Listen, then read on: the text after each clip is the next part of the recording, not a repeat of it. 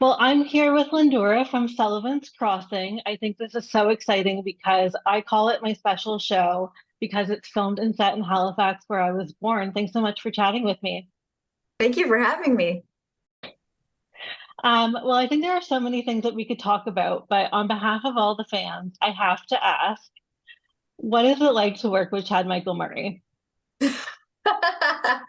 I have nothing but amazing things to say about Chad. I feel grateful and blessed to be able to work with all of the cast members, to be honest, and to have relationships with them outside of just work. I feel like it's a phenomenal group of humans, and to be part of a show like this is so special.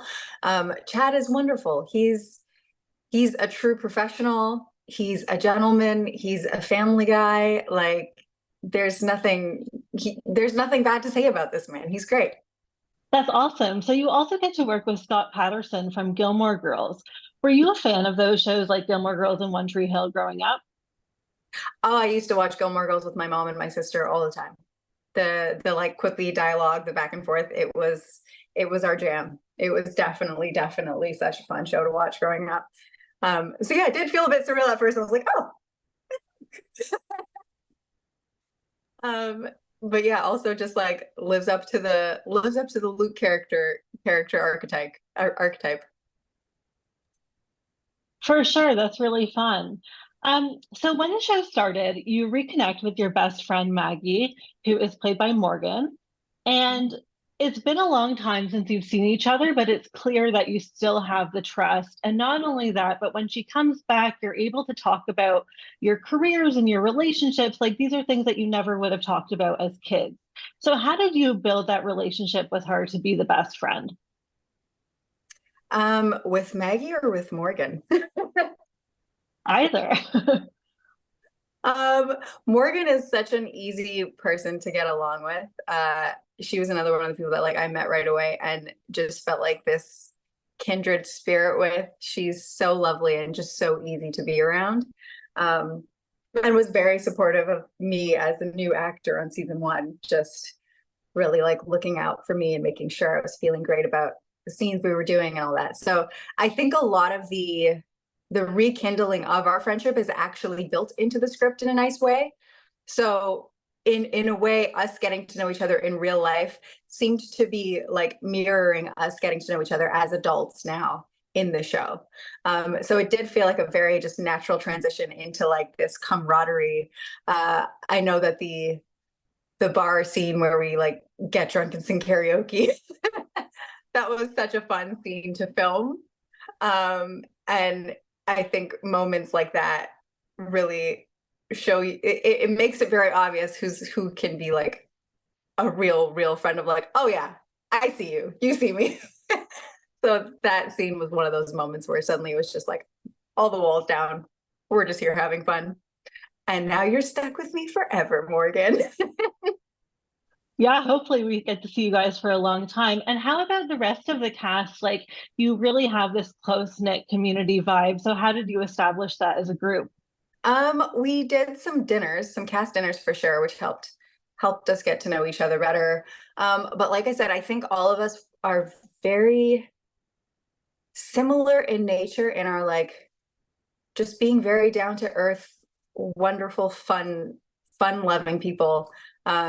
And having that similar energy just made it easy to get to know each other at a deeper level right away without having to like go through the small talk or anything like that. So we and also like on a show like this, getting to spend so much time with these people in Halifax, like myself, Dakota, Morgan, we're all from Toronto. So then Amalia as well. So going to a different city, exploring that city, and then getting to spend like a chunk of time with these people, it really does feel like summer camp sometimes. So you really do build deep relationships that way. That's awesome. So I know, of course, you love fashion. And one of my favorite scenes in season two is when Maggie wears a flannel shirt that looks exactly like the one Taylor Swift wears on one of her recent album covers. And I was wondering if you can tell us about how you get to pick out clothes for your character.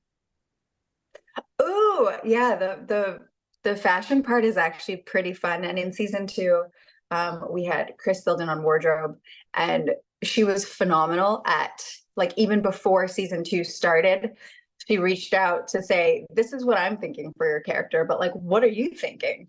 And so we got to like send reference photos back and forth in order for them to like source some of the things that we'd be wearing. And I know Andrea specifically like has certain Métis artists that she wanted to support and be wearing in the show. So she was able to give her input in that sense and be wearing some of these things that mean something to her that are designed by her friends. So I feel like we're pretty lucky when it comes to wardrobe, in that, you know, Chris made sure that we all felt like we had a voice in our characters' personal styles and how that plays out. So That's fun. Well, I think you always look very polished in the show, almost like Taylor Tomlinson. You're often wearing like a leather jacket or something like that. So I think that's great. yeah, that's definitely also the team. It's funny, I love fashion, but I do not consider myself like good at styling. Like when it comes to putting things together, I'm just like, I'll have a love for like this weird like one item that I'm like, ah, I love that. But then when it comes to actually like building a sensible outfit, I'm like, you tell me what to do. I don't know here. So it's great to be able to work with a team that knows what's what. That's funny. Yeah. And another big part of the show is how it compares the big cities like Boston and New York versus small towns. And I know that you travel quite a bit for work as well. So what do you think about that comparison and how does it compare to your own experiences? I think the sort of, I guess, analogy, the metaphor of Sullivan's Crossing as being this place that is serene and healing and quiet and slower, and you can really connect to nature, connect to yourself, connect to your soul. And it is that place for Maggie as she's going through major life changes. It is in contrast to Boston, which is, you know, displayed in the show infrequently, but frequently enough that you get the sense that it's like, you know, very much about work, very much like you're just going around doing your daily thing. All the conversations in Boston are literally just about work. And I think that mirrors reality in a sense. Halifax feels very much, even though it is a city, it has this energy about it that makes it feel like a small town. Like people, cars, I will never forget like the first time that I was trying to cross like a really busy road where there's no crosswalk, no stoplight in sight, just the middle. And I kind of just like, I didn't even know that I had the intention to cross. I kind of just stopped at the side of the road, maybe texting. And the cars, it was like 4 lanes of traffic. All the cars stopped to let me cross the road. And I was like, what's happening? And I just thought, okay, I'm going to cross. I don't even know if I needed to cross, but now I'm going to cross. So Halifax, it's just, it has this like very small town community feel, in my opinion. That the same feel that Sullivan's Crossing really has. And because it's also beautifully located next to the ocean, next to like beautiful parks like Point Pleasant, you really do get that serenity and that peaceful vibe. So Yeah, that's awesome. So your character Sydney is going back to New York, and I know that you go there quite a bit as well. So if your fans were headed to New York, what would you recommend for them? go see a musical for sure. Number one, go see a musical or 5. What else in New York? I love the High Line. Maybe that's lame. It's probably lame. But I love it. Also, there's a place called the McKittrick Hotel that is like many levels of it's an experience. Last time I was there was, I don't know if it's still on, but it was called Sleep No More. And it's like a live play. It was, I think, 2 plays in 1 even. But the way it's run is like all the audience members like wear a mask, and you are like ushered into an elevator and you get off on a floor. And the actors, instead of being on a stage, they're like throughout this hotel performing. And so like they're moving around constantly. So you're literally there just like watching different scenes, trying to piece together the story. And at any given point in time, like an actor can like pull you into this room. That sounds really shady, but it's not. Can like pull you into another room, and it's like a whole scene in and of itself. And then on the rooftop, there's like this beautifully lit like cocktail bar. In the main floor, there's like a jazz bar with someone singing. I love it. Great vibes. McKittrick Hotel, where it's at. What else? I'm a Brooklyn girly. When I stay in New York, I usually stay in Brooklyn. All my friends are in Brooklyn. So that's where I always like recommend for people to like go and check out and be chill. If you get tired of the whole Manhattan Times Square vibes. Yeah, I went to the High Line once. I definitely liked it, and that theater experience you described sounds really unique. Going back to Halifax, in the show, you and your brother run a diner. So where do you like to eat in Halifax? Everywhere. Oh my gosh. Halifax has a lot of great restaurants. At least I spent a lot of time on the waterfront, so I would be like alternating between Bicycle Thief, Cafe Lunette, Bar Sophia. Oh, to die for. Love. Um, what else was there? I think we did Drift a couple times. And then, but then outside of that, I'm like, outside of waterfront, where do I tried this restaurant recently called Edna. They had these scallops and like it was almost like an Indian curry type of vibe. It was so good. It was out of this world, unexpectedly good. My dad, when he comes to visit, we always go to Five Fishermen. That's like a staple. And Mary's African cuisine, also a staple. He like makes them make wache for him on Sundays. It's great. What else? Oh, yeah, yes, pizza in Dartmouth. I still dream about it. I'm like, can we just go to Dartmouth and can I order it to Toronto? It's so good. Yeah, there's so many places, so many. I definitely want to go back and try all the new restaurants. There's been a lot of change. That's what everyone's been telling me in the last like 5 years. So a lot of new restaurants have been popping up. So yeah, The Bicycle Thief seems quite famous. it's good. It's like classic North American Italian. That's the best way I can describe it. Yeah. So another big part of the show is that Sydney is seriously the best aunt ever. And I was wondering if you have any relationships like that in your own life, whether that's with kids or someone who's older than you. A lot of my besties are now mothers, and it's such a fun thing to watch them be mothers. So I feel very blessed to have kids in my life that I can, you know, be close to and have fun with and I'm the type of person that like I love to do fun activities, and I feel like as adults you kind of forget that certain things can be fun, like going to like a maple syrup festival. I'm like, let's go. But now that they all have kids, they're like super down for all these fun activities because their kids will love it. And I'm like, perfect. um, so yeah, I feel like, yeah, I love being around kids. So it felt like a natural relationship, that one. And the character who plays like Zane, who plays Finn, is just such a sweetheart. He's so fun. He's so fun. So me and Rob really love to tease him, and it's great. That's great. So when the show started, it was a Canadian drama on CTV, and then it got picked up by the CW, and you were introduced to all these Americans and even more fans around the world. How would you describe that transition as an actor? As an actor, it felt a bit surreal.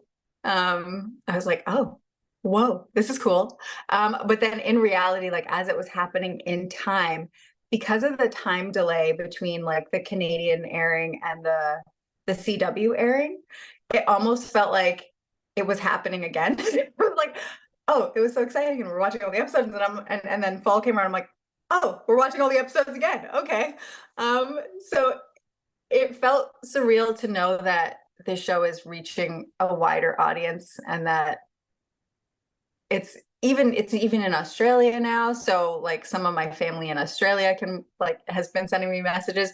So it's really cool to see the impact that a show can have, not just where you're from, and especially because it's based in Canada, it's almost like a given that Canadians will gravitate towards it because it's showcasing like their home. But it's really cool to see it also being enjoyed in other places and putting Canada on the map in that sense. Yeah, you mentioned getting messages from your family, and I've been following you on Instagram, and I think that one of my favorite things that you've posted is how you're having these watch parties with your family. Um, when you started out and you were like, hey, I want to become a model and then I want to become an actor. Oh, like, by the way, I got this new show with Chad Michael Murray and a star from Gilmore Girls too. Like, how did your family react to that? My family is like my number one fans, especially my sister. So they'll be more excited a lot of the times than I am because I think I'm very much a like it's, you know, you do the thing, you work really hard, constantly just like working on something, trying to achieve, I guess you could say. So then when it comes to things actually starting, like shows actually airing or movies coming out or whatever it is, like I call them and I'm like, I'm doing another this. Oftentimes I think for half a second, I almost take certain things, not for granted, but like I don't realize like, oh, that's really cool until I tell them and they're like, oh my God, this is incredible. So yeah, sharing the journey with them is a blessing. I love my fam. They are ride or dies, and my mom watches every episode 3 times. That is how much of a ride or die she is. So it's just, I feel very grateful to have them supporting me, and believing in me, because it's not, you know, especially like having an African parent, you don't always get and you don't always get the support when you have a career that's not necessarily like a linear one, very stable, like this is what it's going to be and it's guaranteed. So it's nice to have that support. That's good. I know that my mom would definitely watch them all 3 times as well. Yeah. Well, this has been so much fun. This is literally the perfect day that we could have had this conversation because it's also the 14th anniversary of Hot on the Street. It's been officially 14 years since I published my first blog post, and I'm so excited that we could have this conversation today. Congrats. That's so incredible. I love 14 years. I can't even think of anything that I've been doing for that long. The consistency there. Oh my gosh. Congrats. Thank you. Yeah, it's exciting. And I think the other thing that's unique about this conversation is how I often watch interviews, whether they're online or in person, and I'm like, I wish I could switch places with them. And we met in person for the first time a few weeks ago, and you were moderating a fashion sustainability panel. And now I got to switch places with you, which is pretty cool. I totally understand that feeling. There was at least 3 times during this conversation where I wanted to ask you a question, and I was like, wait, that's not how this goes. Rein it in, Lynn. You Yeah, definitely can. We have some extra time. yeah, you're so easy to talk to. I love it. And your mom is so sweet. Thank you both for coming to that event, that sustainable fashion event called Remote. It was so fun to host it. So fun to host it, and so fun to see you both there. What's next for you, if I can ask a question? Well, I definitely have met some Canadian stars in the last few months who I haven't posted yet. So those were pretty exciting and just trying to like book more interviews. And I think what's really fun about the blog is like how I'm able to combine Q&As with marketing managers and then like interview a Mhm. celebrity the next day. So I want to continue having that mix and like talking about the business of Hollywood. And yeah, just keep having these conversations. It's really fun. Well, I'm rooting for you. So thank you for having me on, listening to me jabber on about my love for life. Yeah, it was really fun. I mean, I can't wait to see what's next for Sullivan's Crossing and your career. And I'm a really big fan, so I really appreciate Thank you. Here we go, season 3. it. Bring it on. Well, thank you so much. Thank you.